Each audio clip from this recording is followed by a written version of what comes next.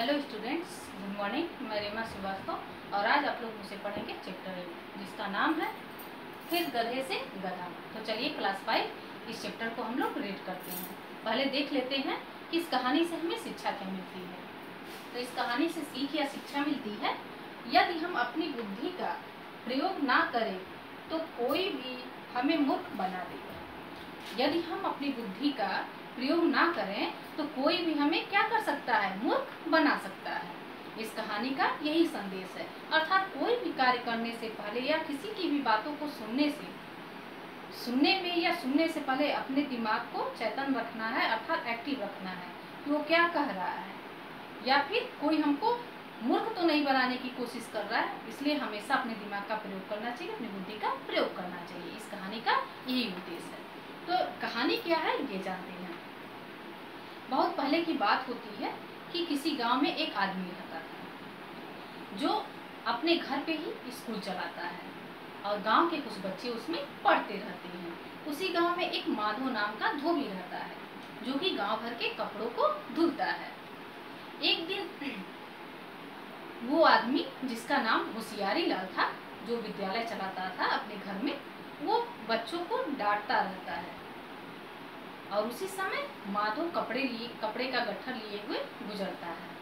तो होशियारी लाल बच्चों को डांटते हुए कहते हैं कि तुम लोगों ने मुझे समझ क्या रखा है, मैंने बहुत से गधों को आदमी बनाया है।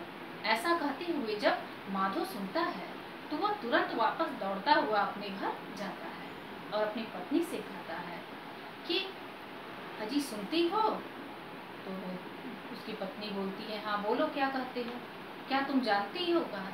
उसकी पत्नी बोलती, बताओगे तभी तो जानेंगे, कोई बात हम कैसे जानेंगे जब तक तुम बताओगे नहीं। तो वो बताता है, अपने होशियारी लाल जी है ना, वो कहते हैं कि वो गधों को आदमी बना देती है। तो हमारे कोई संतान नहीं है। पत्नी बोली, हाँ ये बात तो सही है, तो क्यों ना हमारे पास बहुत सारे गधे हैं, किसी एक गधे को हम लड़का बनवा देते हैं। तो धोबी कहता है, मेरे भी दिमाग में यही बात आई, इसीलिए तो मैं दौड़ा दौड़ा तुम्हारे पास आया। चलो ठीक है, कल सुबह ही मैं अपने गधे में से जो सबसे अच्छा गधा अपना मोती है उसको लेकर होशियारी लाल जी के पास जाऊंगा। पत्नी बोली, ठीक है, इससे हमारे भी घर में एक लड़का हो जाएगा। दोनों खुशी मन से सो जाते हैं। अपना कल सुबह फिर माधव अपने गधा मोती को लेता है और होशियारी लाल जी के पास पहुंचता है और होशियारी लाल जी से विनती करते हुए कहता है कि होशियारी लाल जी, मेरे पास गधे बहुत हैं किंतु मेरे पास एक भी लड़का नहीं है। यदि आप मेरे एक गधे को लड़का बना देते तो आपका बहुत उपकार होता। तो होशियारी लाल पहले तो कहते हैं, हे भले मानस, ये तुम क्या कह रहे हो, क्या ये अंड संड बक रहे हो, क्या गधा भी कभी आदमी बन सकता है? पहले तो वो होशियारी लाल बहुत समझाने की कोशिश करते हैं, हर प्रकार से प्रयत्न करते हैं कि माधव समझ जाए कि गधा व्यक्ति नहीं बन सकता, गधा आदमी नहीं बन सकता। लेकिन माधव था कि कुछ मानने को तैयार ही नहीं था। लगा विनती खुशामद करने। जब वो हर प्रकार से समझाते हुए थक गए तब होशियारी लाल ने सोचा क्यों न इसे बेवकूफ़ बनाया जाए।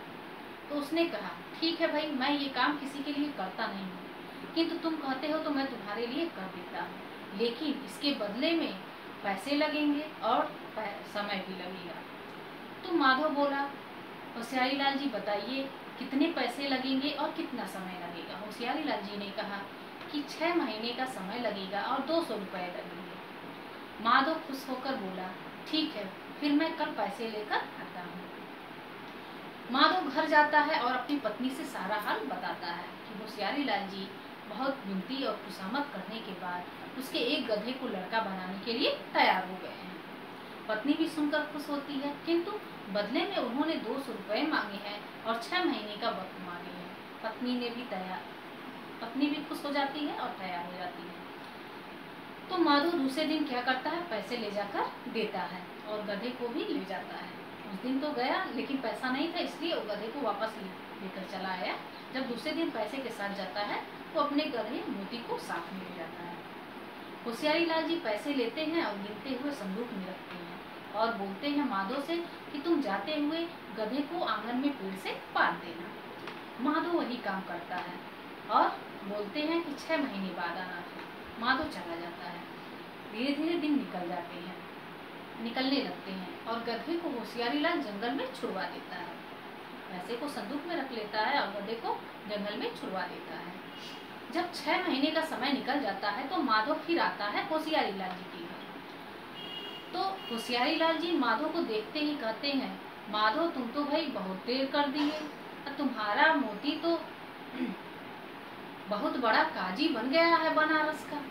क्योंकि मोती जो उसके गधों में था, मोती नाम का जो गधा था वो उस गधों में सबसे अच्छा था।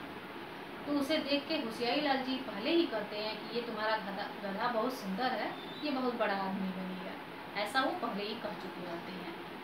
तो कहते हैं माधो से होशियारी लाल कि तुम बहुत देर कर दिए आने में, तुम्हारा गधा मोती बनारस का बहुत बड़ा काजी बन गया है।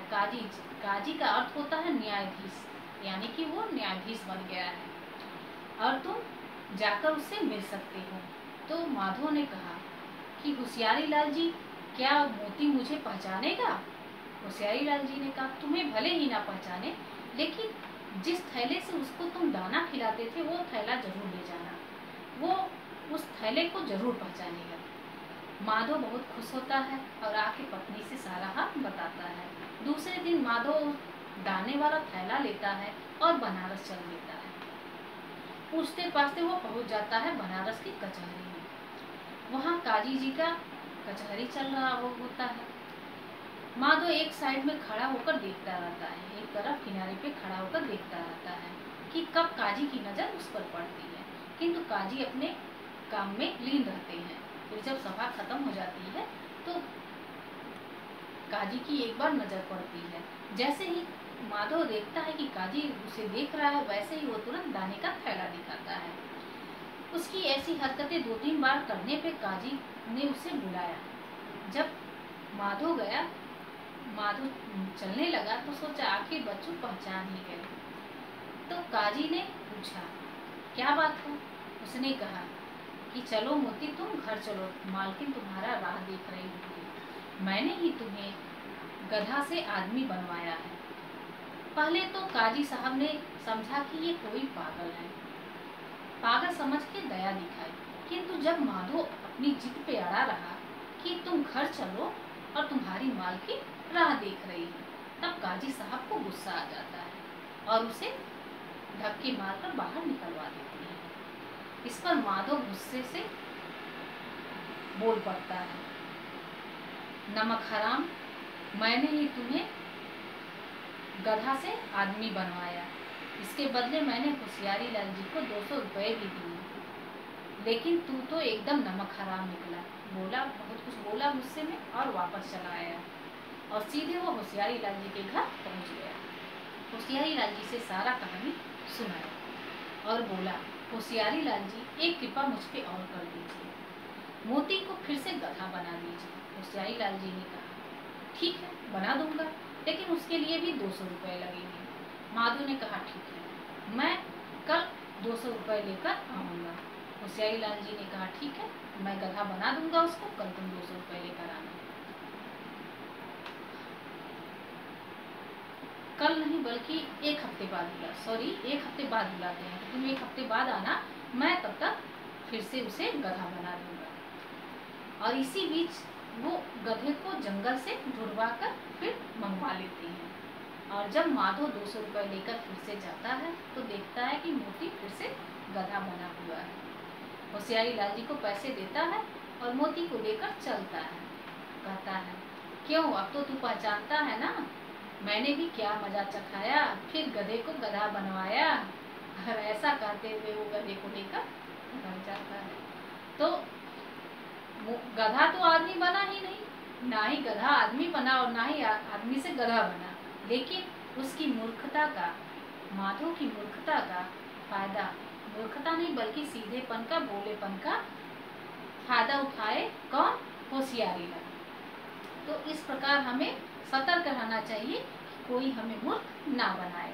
अपनी बुद्धि का हमेशा प्रयोग करना चाहिए, उचित अनुचित का ध्यान रखना चाहिए कि क्या ये संभव है, क्या ये उचित है, ऐसा हो सकता है, ये चीज़ हमेशा ध्यान रखना चाहिए, किसी के कहने में नहीं आना चाहिए। उम्मीद है कहानी आप लोग को अच्छी लगी होगी। आज के इस चैप्टर में इतना ही था।